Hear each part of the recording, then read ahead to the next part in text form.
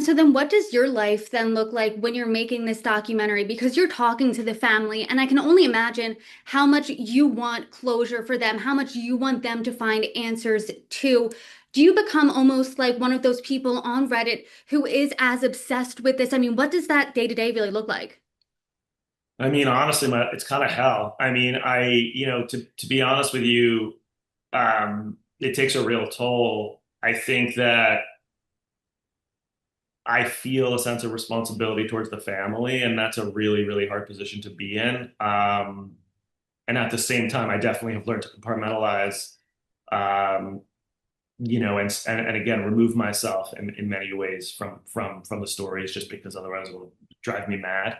But but the good news is that I think we're putting something out there that feels complete and feels like it really covers all the angles. And that if there is some answers lingering around out there, this thing's going to air in the Caribbean. It's going to be seen. And it's going to be seen by people who, if they're alive, are still connected to this. And so I really do take solace in that. I think if this airs and it disappears and we never hear about it again and there's no answers, yeah, I'll be disappointed. I'm sure I'll be in touch with the Bradley family for the rest of my life. Um, and there's not too much time that goes by where I don't think about Amy and think about how this is gonna go down. Is that the hardest part of production then, the human aspect of this, and the fact that, I mean, once again, I just keep going back to this is every family's worst nightmare, and the fact that there's no closure for 30 years almost, there's no closure every day. I'm imagining that they're waking up thinking, where's Amy? Could there be an answer? Could she be out there? So is that the hardest part of this? Yes, the hardest part of this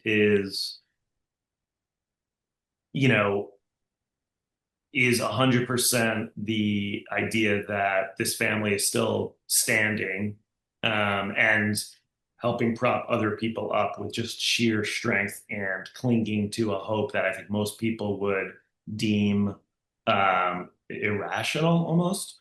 And we spent a lot of time making sure that that journey felt like relatable.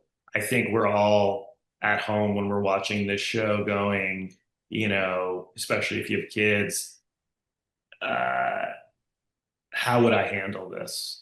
How would I handle this level of trauma? How would I go on? And I think probably most people come to the conclusion that the only way they would go on would be if there was some hope. And that's what this is about. It's about the journey to hold on to hope despite the odds and come together as a community and see if there's a way to find the answers that they so desperately need.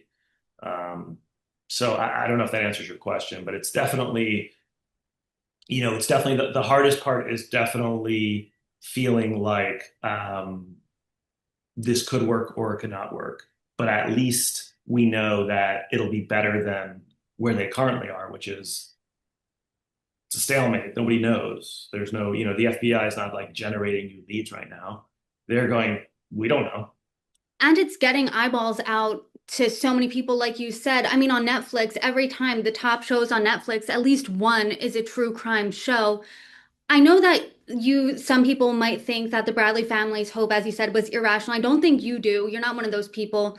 Amy Bradley was declared legally dead in 2010, but her family still believes that she's alive. And I want to read a statement that you told People magazine. Quote, the more we got to know the Bradleys in the subsequent months, the more two things became abundantly clear. First, that the family's belief that Amy is still alive was and continues to be unbreakable. And second, that maybe they're right. You spent years working on this project. It seems like you really just poured your entire life into this. What's the ultimate goal here for you once it comes out on Wednesday?